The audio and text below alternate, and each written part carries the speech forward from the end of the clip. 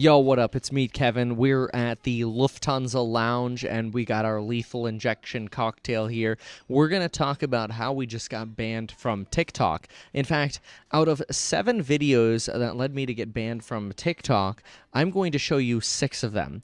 The reason I'm not going to show you the 7th is because the 7th is Mike Tyson beating somebody up on an airplane, and honestly, I kind of deserve to get that video delisted. So, 1 out of 7 will just say, I deserve to get that one deleted. But the other 6 videos that got deleted from TikTok ranged from anything from how many people are living paycheck to paycheck to Joe Biden reading off of a note card. Yes, if what you say on TikTok doesn't align with a TikTok agenda, you get banned. And if you submit an appeal, good luck, because you'll be waiting for 2 to 3 months before they actually overturn your appeal. So, let's get started with the 6 out of 7 videos that led me to get banned on TikTok for a week. And I just want to be crystal clear. We are not allowed to post until July 27th because we've been banned for 7 days. This one is Budget Stress, U.S. high earners who report living paycheck to paycheck. And it talks about how a certain percentage of people who are 6-figure earners live paycheck to paycheck, whether they're millennials or boomers, and the difference between those. Here's the TikTok that got us banned. Did you know over half of millennials that make $100,000 live paycheck to paycheck? Wait, that means half of the people I meet around my age are living paycheck to paycheck? Exactly, but only about 1 in 5 boomers live paycheck to paycheck in this income group. Do you want to know the 3 big reasons for the differences? Yes, please, because I don't want to live paycheck to paycheck anymore. First, they follow the rule of guns and butter. Those who don't live paycheck to paycheck invest in guns, or things that tend to go up in value over time, like stocks and rental property. Wow, kind of like butter tastes good, but it melts away. Exactly, butter purchases are things that tend to go down in value, like new clothing and more stuff. Second, wealthier people tend to own their own homes. Homeowners tend to have a net worth 10 to 20 times that of tenants. Third, wealthier people focus on investing first, then spending what's left. Most people get this backwards. They make money, they spend it, and then they don't have anything left to invest because they spent it all on butter. Jeez, wow, I'm following you on TikTok for more. Oh, and for this next TikTok, we got banned for, hanging out with Ben Mala, apparently. I make around $250K a month. A month? On an average. That's $3 million a year. I don't make that kind of money. And don't invest anywhere but Forex, crypto, and stocks. What would you guys recommend I do with that type of money coming in? Well, I mean, I'm looking at your YouTube channel right now. First of all, I think you can benefit from posting more. I mean, it looks like you're posting like once a month these trading videos. Maybe Mambo Fox. Yeah, Mambo Fox FX. It's foreign exchange. Yeah, you know, I mean, like, you're killing it, dude. Like, I don't know, you need to be posting more Forex stuff. Jeez, man, you're killing it. I mean, you're doing the swaggy C here, man.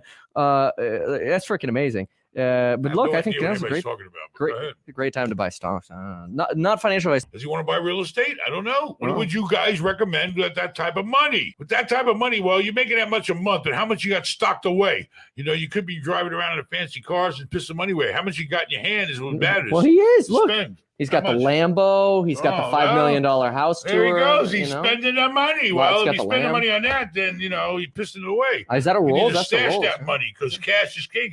Yes, he Rolls right there. My second Rolls Royce at 21. Look at that, dude. That's great, but stock that money away and stop buying all these fancy fucking toys. The toys don't help him, do they? No. I mean, they could actually in this ironically in this world because it looks cool. Yeah. Yeah, you got an image to portray. You know? Yeah. But listen, you need to take a bunch of money, go buy some real estate because you know you can touch it, you can feel it, and go nowhere. You know that's what I did at the end of the year. Or you could do like Kevin and open up a 7-Eleven, work the slurpee machine. Okay, like 90% of the stuff you say about me is not true. You just found that out. You just figured that out. You just have to put that on record for all the people watching. Knowing each other in person for 20 hours, and you just figured that out. This next one's funny because it's literally just commenting on Joe Biden reading off a note card, and it got banned for harassment and bullying. Okay, get this. So Joe Biden's caught at a union event. He's supposed to say a few things, but look on screen here. Look at what they handed him. They handed him an exact script of basically the play-by-play, like, you enter the room and say hello to the participants, and then pay attention to the bolding. You take your seat. You give brief comments. Press departs. You ask the chief investment officer of this large union a question, who's joining virtually in italics. You thank participants. You depart. This, of course, has led to a craze on Twitter of things like this. Brendan, not to be confused with Brandon, says, "You fall off the bike." Or they should have added, "You hold this card facing yourself," to the top of the list. Well, for those of you who are unhappy with Joe Biden, don't worry, we only have 942 days to go until the end of his first term. Now, this next one I understand could be a little sensitive, but still a little ridiculous, and it has to do with someone who claims that mass shootings are based on the patriarchy. Almost all mass shooters are cisgender men, and for some reason, we don't really talk about men being the primary problem. Can we please blame the patriarchy and not blame mental health? People with mental illness are far more likely to be the victims, not the shooter. Remember, pinning everything on mental health is also a good way to distract you from focusing on the problem of gun ownership. And you know it's a distraction because the people in power who blame mental health don't give a shit about improving access to mental health care. They want you to think that all the shooters are crazy so that they can justify having all their guns. First of all, I have no idea how people with mental illness are more likely to be the victim of a random mass shooting, but let's look at some other mass shooters. Highland Park shooter drew cartoons of stick figures killing people and had drawings of himself being killed by police. Uvalde, Texas shooter would threaten to shoot up schools and harass girls. With behavior so disturbing, people were concerned why he was coming back to school despite them reporting him. Parkland shooter transferred schools 6 times because of emotional and behavioral issues, expelled for disciplinary reasons. Buffalo shooter writing about murder suicides on papers in economics classes and wondering why he was getting in trouble. Seems like we need to put a little more effort into mental health, which I actually agree with the poster on, but blaming the patriarchy? Get out of town. The next one has to do with a teacher who wants to tell 8 and 9-year-olds all about gender identity, and my reaction. There are so many things pissing me off about this one. Like I said, I wear these bracelets to let them know I'm a safe space. Two third grade students came to me and asked me to use they, them pronouns, and also asked me if I could tell other teachers this. I said, kiddos, I would love to do that for you. I'm so glad that you trusted me with this information. Hey, if you watch the full TikTok, which I'll link below, she never mentions that the 2 students identify as queer. She just says that they want to be called different names, but then later imposes, oh no, these are definitely queer students. They're 9. They're literally 9. They probably don't even know what sex is. Sex ed starts in like 4th grade, not 3rd grade. She says she's babysitting 3rd graders now. And you're going to hide this confusion from their parents? Second, this person talks as if she's a trustworthy one and in a safe space kind of person because of her bracelets. And yet she implies that in order to talk to the other teachers, she basically group messaged or group emailed her coworkers. I'm making that assumption based on her reaction in the way she said that. But folks, are you serious? I can imagine this. Like the email subject, you better call these children by their non-binary names. So-and-so will be called this, so-and-so will be called this. They're 9. I have a 6-year-old. If I found out my teacher did this to my 6-year-old when he's 9 and he's confused or is confused, maybe it needs help and parental guidance, I'd be pissed if they didn't ask me to be a part of that. And the next one got banned for harassment and bullying because, well, we refer to Joe Biden, falling off his bike, and how that is now a tourist attraction on Google Maps. Yes, quote, Brandon Falls is a 4.7-star rated tourist attraction in Delaware.